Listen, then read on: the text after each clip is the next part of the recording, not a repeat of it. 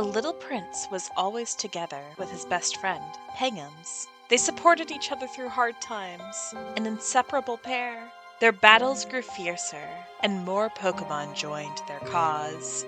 The prince grew into a king, but as a king, he was pushed to the back lines. The king became a mere figurehead. To his despair, he watched as his best friend Pengums lost battle after battle. I'll protect you. I'll fight for you. Stay back. The Knights have fallen. Retreat! Retreat! Retreat! He could watch no more. The king has returned.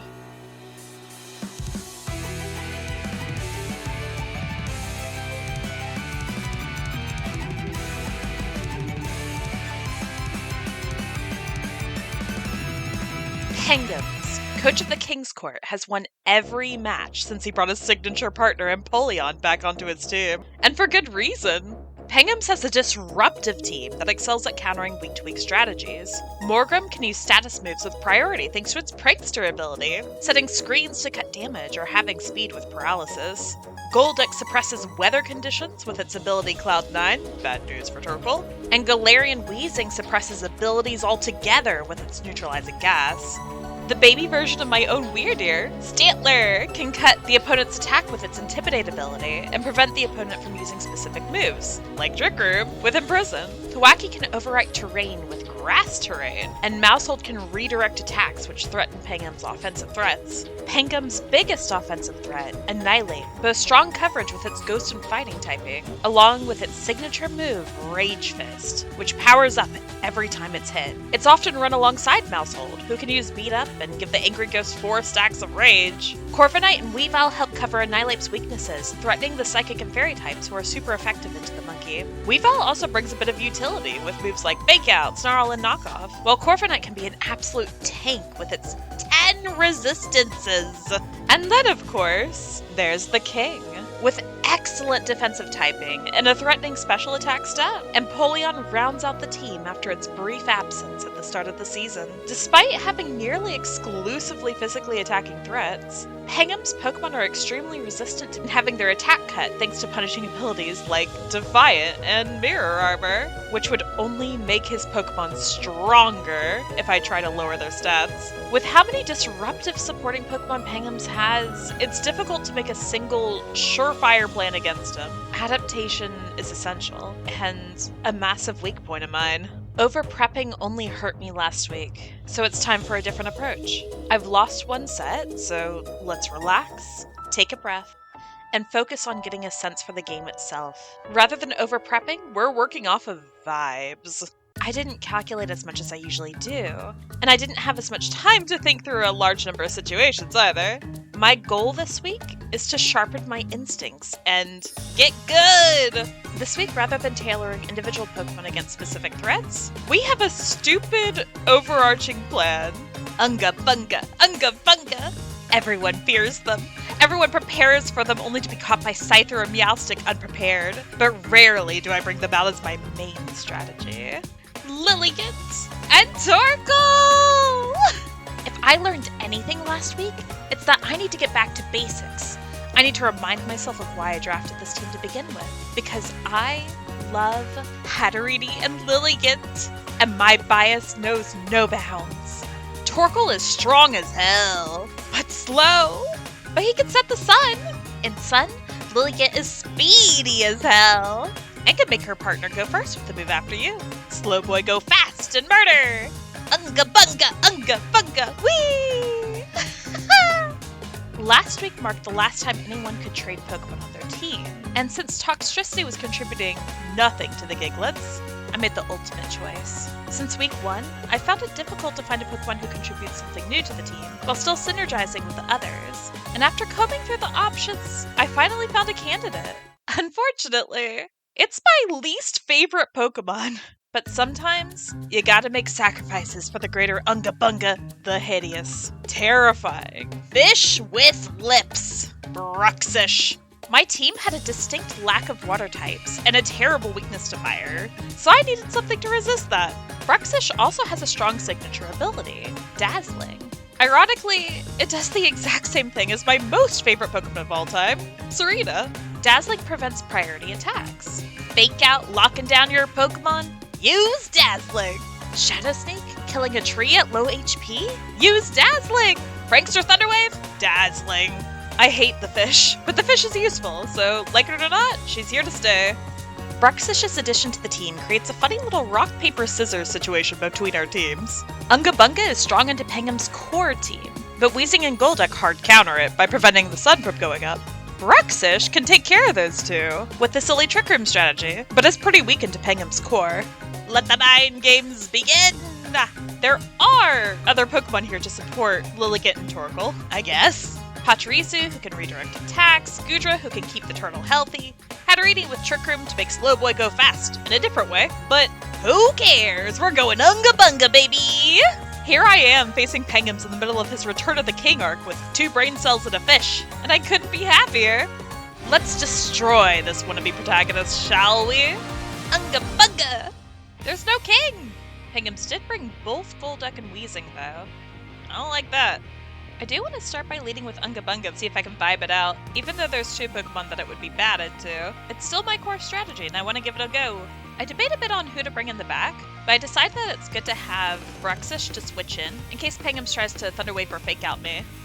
And I also want to bring Hatterene, because I want to be able to flip the speed of everything on the field if I need to. And he leads Golduck. Golduck prevents Torkoal from setting sun, so Lilligant is not as fast as she would be. However, she does still outspeed both of these Pokemon. In this situation, I feel like it's safe to switch in Bruxish to prevent Morgrem from Thunderwaving my Lilligant and halving her speed, and get some damage on the Golduck. Thankfully, I'm running Leaf Blade and not Solar Blade, because Solar Blade requires there to be sun out for it to work.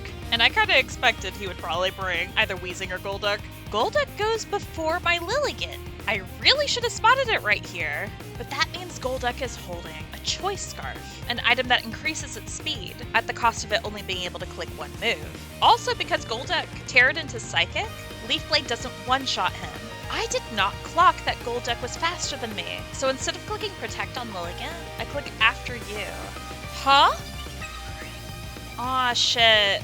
This is the face of a woman who forgot Golduck is holding a Choice Scarf. Trick Room still goes up, but at what cost? In Trick Room, the speed of everything on the field is reversed, so that puts my Hatterene in a fantastic situation. In a way, Lilligant dying there wasn't the worst thing for me, because it maximizes Hatterene's turns in Trick Room. She should be the fastest thing on the field for the next 4 turns. Bruxish gets a Reflective as its last act. A noble sacrifice indeed. This does mean that I have 2 slow Pokemon against Pengum's fast team, so if Trick Room ever goes down, it's probably curtains. I have to kill everything in just 3 turns. Torkoal plus Hatterene on the field, there's only one thing to do. Eruption Dazzling Gleam, baby! Unga Bunga! Pengums doesn't have Wide Guard to prevent spread moves from hitting, and unless he can stall out Trick Room, this is kinda GG. Pengums using Parting Shot here is a really good idea. He gets priority because Morgrem has the Prankster ability, which makes his status moves go first. It severely cuts down on my Torkoal's damage output, but... Die, die, die, die, die, die, die, die, die. Die, die, die, die, die. Not a lot of things can withstand both Torkoal Eruption and Hatterene Dazzling Gleam, even with the Parting Shot. And that's that! We got Hatterene and Torkoal out on the field at the same time in Trick Room, and we went Unga Bunga. Easy game. Not even a protagonist can stop me. I'm feeling pretty confident here, so I decide to go with my other mode, the Hard Trick Room mode, that includes Goodra. It's a little risky, but I feel like Pengums is gonna lead Weezing or Golduck again, and I think this mode is pretty good against that lead. There's not an answer to Mousehold in this team though, right? I think Hatterene is so good. Yeah, we just do that. I might regret this. I think he's gonna lead with Weezing. Mira Rip Zoe! Zoe was the name of my dead Toxtricity that I replaced with Bruxish! Beside the disaster that is Pengums not leading Weezing, can we take a moment to appreciate these nicknames? Moving right along. Unfortunately for me, this lead isn't all that good into Weavile specifically. I've got to stick with my plan though. Pachirisu will redirect their attacks with Follow Me, and Bruxish will set the Trick Room. His attacks do nothing to my Squirrel. Usually set up Reflect. Let's switch into... Uh-oh. Pengums decides to switch into his Mousehold here. Pachirisu isn't the only mouse who can redirect. But with Reflect up, I feel I can safely pivot into Gudra. I originally expected Pengums to bring Corviknight, so Gudra's only viable attacking move right now is Flash Cannon. Thunderbolt was really for the bird. I know I need Hatterene on the field though, so I switch into her first. I also make certain to terrestrialize my Gudra, because Gudra is weak to fighting type moves. If Weavile has close combat, it should be able to one-shot my Gudra. Switching to Ghost would make that move whiff. Same thing for if Maushold has the move Population Bomb, which is a normal type damaging move that would not hit Ghost type Pokemon. Gudra does a good chunk of damage to Weavile, but not quite enough. And to my surprise, Maushold terrestrializes into Ghost this turn as well. Maushold does a little bit of damage to Hatterene, but she's super bulky. And behind her Reflect. Hatterene did take way more damage than I wanted her to this turn though. I don't know if her Dazzling Gleam alone is enough to kill a Terra Ghost Maushold, but I gotta give it a shot, right? I debate for a bit on whether I want my Gudra to go for damage on Maushold, or if I want it to heal up my Hatterene. Because Hatterene is my highest damaging Pokemon on this team, I feel it's important to protect her. I go for the slow and safe play of Life Dew. And it turns out that was the correct call, because Maushold protects. Maushold would not have died this turn anyway, so healing up Hatterene made its move worthwhile. Morgrem comes out again, but theoretically, in Trick Room, Hatterene should be able to do a lot of damage to it. It is, however, the final turn of Trick Room. I'm about to be super slow in front of these guys. Pengums, Parting Shots. This is a funny bit of tech right here. Hatterene has the ability Magic Bounce, which bounces back status moves of the opponent. Because Parting Shot debuffs the opponent and makes the user switch out, those two things end up being reversed here. Instead, Hatterene is forced to switch out, and Morgrem gets the debuff. Hella funky tech, but super smart on Pengum's part, and I did not even think of it. Hatterene is forced off of the field. Sucks for me! So into Bruxish I go. I need Trick Room back. I also kind of want the redirection of Pachirisu, so I switch over there.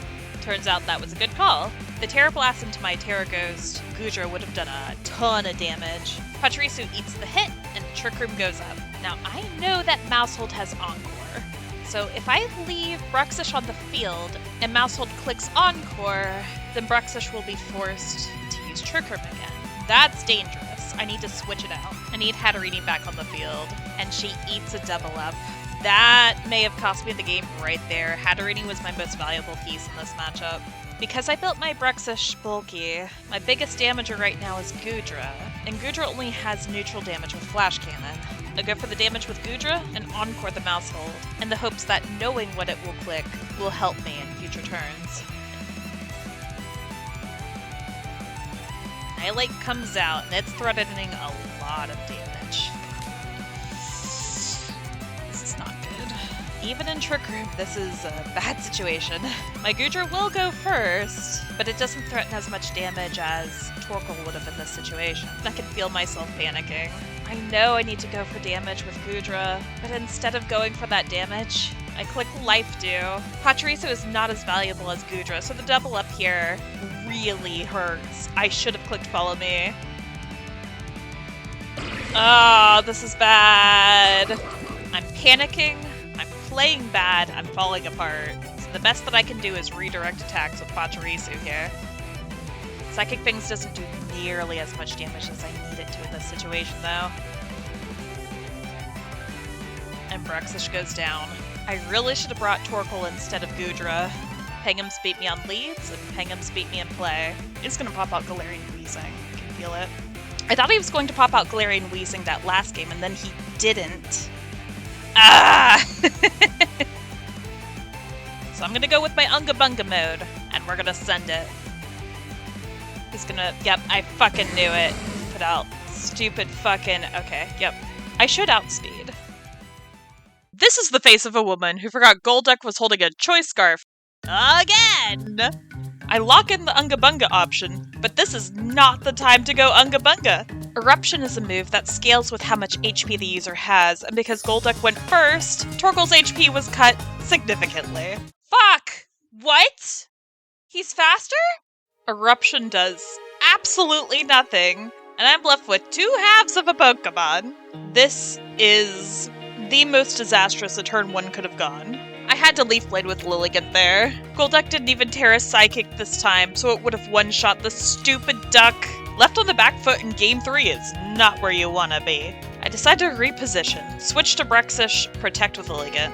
But Brexish gets confused by the Water Pulse from Golduck, so there's now a chance that it won't even move. Oh, this is terrible. My best chance is to get Hatterene and Trick Room and try to sweep from there. But even that's probably not going to have enough damage to get through his team. But it's my only shot. Fuck! Brexish hits itself in confusion, and I'm left without Trick Room. Hatterene does not have Protect, and I don't think she's going to survive a Sludge Bomb. If my only hope is to get Hatterene and Trick Room, then I can't let her get hit.